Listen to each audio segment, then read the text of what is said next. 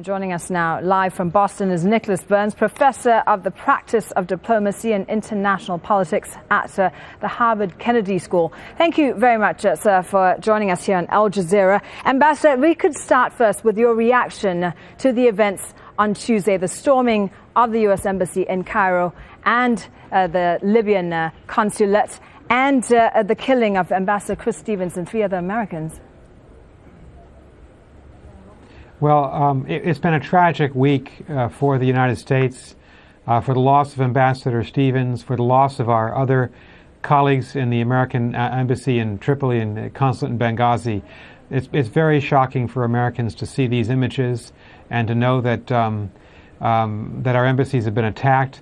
I must say, I think it's very important now that the Libyan government and the Egyptian government stand up, protect our embassies and consulates. They have a legal obligation to do under the Vienna Convention. They have a moral obligation to do that as well.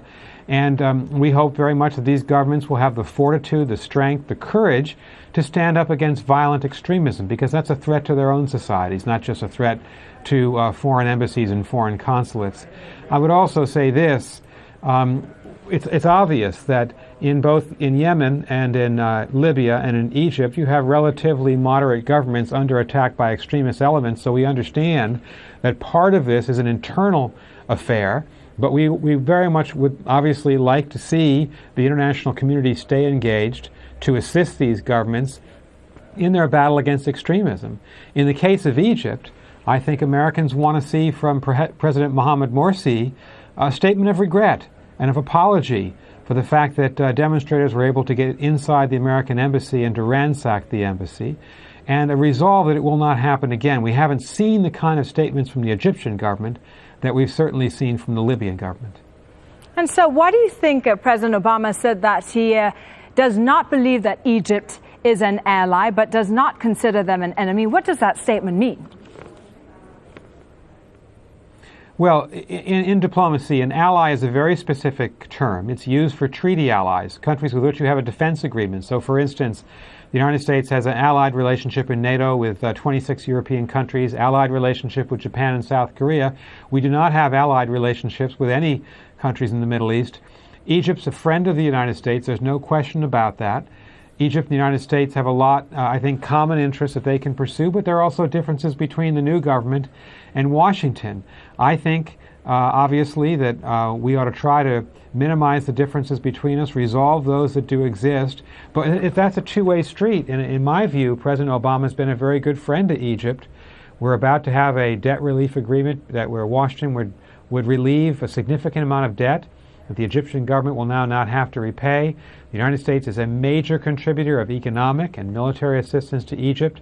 The United States has been, I think, quite open in supporting the process of democratization and a free and fair election in Egypt over the last year. So we do want to see the Egyptian government, obviously, uphold its end of this relationship, and first and foremost is protecting our diplomats. They have an obligation to do that.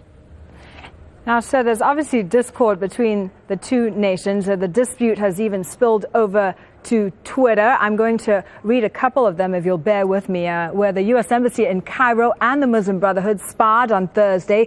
It started when the Muslim Brotherhood's official account tweeted, "We are relieved that none of the U.S. Embassy Cairo staff were harmed and hope U.S.-Egyptian relations will sustain turbulence of Tuesday's events." The embassy replied to the Brotherhood, "Thanks, by the way, have you checked out your own Arabic feeds? I hope you read or know that we read those too." Not understanding the reference, the Brotherhood shot back, "We understand you're under a lot of stress, but it will be more helpful if you point out exactly the Arabic feed of concerns." It looks like the Egyptians might be saying different things in Arabic and English. Is this normal in the world of politics and diplomacy? It is normal, even among the best of friends, to have disagreements. No one expects two countries to be in absolute conformity. But in a crisis situation, and we are all certainly in a crisis situation this week in the Middle East, I think it's not unreasonable to expect that the Egyptian government will stand up and implement its own commitments, not just to the United States, but to all countries that have embassies and consulates in its country. The Egyptian military is certainly strong enough to resist violent protesters who would break into a foreign country's embassy. The United States has an obligation in our own country to protect the Egyptian embassy in Washington and its consulates around our large country, and we do that. We uphold that obligation we have to Egypt. So I don't think it's unreasonable for us to ask that our diplomats be secure. We lost 4 of our diplomats in Libya this week.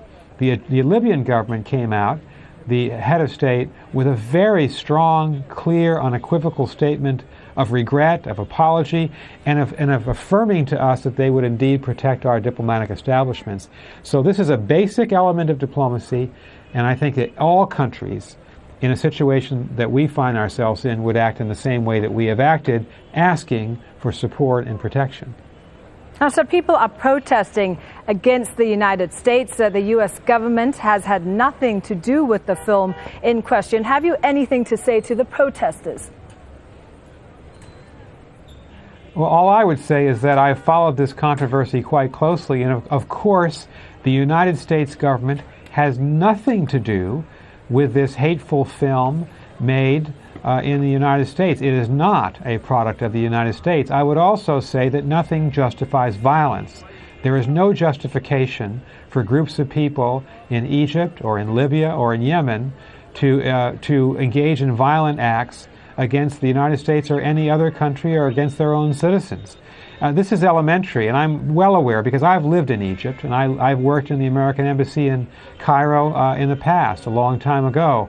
I know that the vast majority of Egyptians are fair-minded people, they're democratic people, and they wish the best for Egypt's relations with the United States. I know we're only dealing with a minority of people here, and that's why the Egyptian government really has the responsibility here to step up and to provide the security and the support that their friend needs at this time. Ambassador, thank you for your time.